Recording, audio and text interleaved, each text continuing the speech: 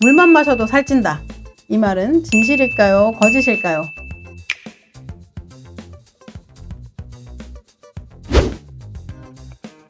반갑습니다. 내과 전문의 이송주입니다. 오늘은 다이어트에 대한 이야기를 해보려고 합니다. 다이어터라는 표현도 있듯이 다이어트에 대해서는 굉장히 많은 지식들이 퍼져 있고 식이요법, 운동 등 다양한 분야에서 공부도 많이 하셨을 거예요. 다이어트라는 말 자체는 사실 식사라는 의미이긴 한데요. 대부분 이를 통한 체중 조절을 다이어트라고 말씀하시니 일반적으로 사용되는 의미 그대로 그냥 다이어트라는 표현을 사용하겠습니다. 다이어트에 대한 속설 중 이게 정말 사실인지를 살펴보겠습니다. 먼저 물만 마셔도 살찐다. 이 말은 진실일까요? 거짓일까요? 네, 거짓입니다. 이런 유명한 말이 있습니다. 내가 뭘 물처럼 먹고 있는지를 봐야 한다. 그리고 저는 밥은 안 먹어요 라고 말씀하시는 분들 상당수가 밥 대신 국수, 떡, 빵, 떡볶이, 과자 등등의 탄수화물 음식을 즐겨 드십니다. 물론 갑상선 기능이 떨어져 있거나 근육량이 적어서 대사가 떨어지고 세포 내 공장을 돌리는 재료인 조효소가 부족해서 먹는 양에 비해 살이 잘 찌거나 잘 안 빠지는 경우는 있습니다. 특히 여성들의 경우 근육량이 적어서 지방이 잘 느는 경우에는 근력 운동을 통해 근육량 자체를 늘려야 요요 없이 다이어트에 성공할 수 있습니다. 두 번째 질문, 다이어트를 하면 뼈가 삭는다. 진실일까요? 거짓일까요? 네, 이 말은 진실입니다. 잘못된 방법, 특히 무작정 굶는 다이어트를 하게 되면 빠져야 할 지방은 안 빠지고 근육이 빠지고 뼈가 비게 됩니다. 단기간에 체중 감량을 하려고 극단적인 다이어트를 하시는 분들이 계시는데 이건 아주 위험합니다.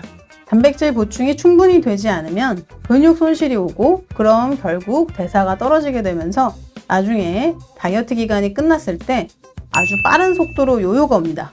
날씬한데 체지방률이 높은 마른 비만인 분들이 대부분 이래서 생기고요. 나이가 들수록 근육량이 충분해야 고혈압, 당뇨도 예방이 됩니다. 특히 허리, 허벅지와 같은 큰 근육을 길러야 합니다. 결국 잘못된 방법으로 한 다이어트는 오히려 질환을 유발할 수도 있는 거죠. 또 칼슘, 마그네슘과 같은 무기질 공급이 제대로 안 되면 뼈에서 그걸 빼서 쓰게 됩니다. 나중에 골다공증이 생길 위험성이 커지는 거죠. 특히 여성들은 폐경 이후 골다공증 위험이 증가하는데 왕년에 굶는 다이어트를 많이 하신 분들은 더 위험합니다. 그렇기 때문에 다이어트 기간일수록 더 비타민도 챙겨 드시고 칼슘, 비타민 D 이런 거 잘 보충하셔야 합니다. 원래 비타민이 부족하면 세포 속 공장이 잘 안 돌고 그럼 지방이 잘 소모가 안 되거든요. 다이어트 기간뿐 아니라 평소에도 챙겨 드시는 게 좋습니다.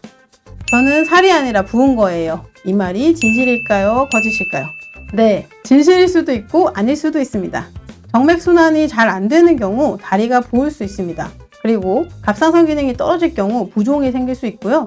진짜로 세포 외액이 늘어나 붓는 경우에는 정강이 뼈, 이 앞쪽을 눌러보면 알 수 있습니다. 누른 손가락 자국이 바로 회복되지 않고 그대로 있으면 부은 게 맞고요.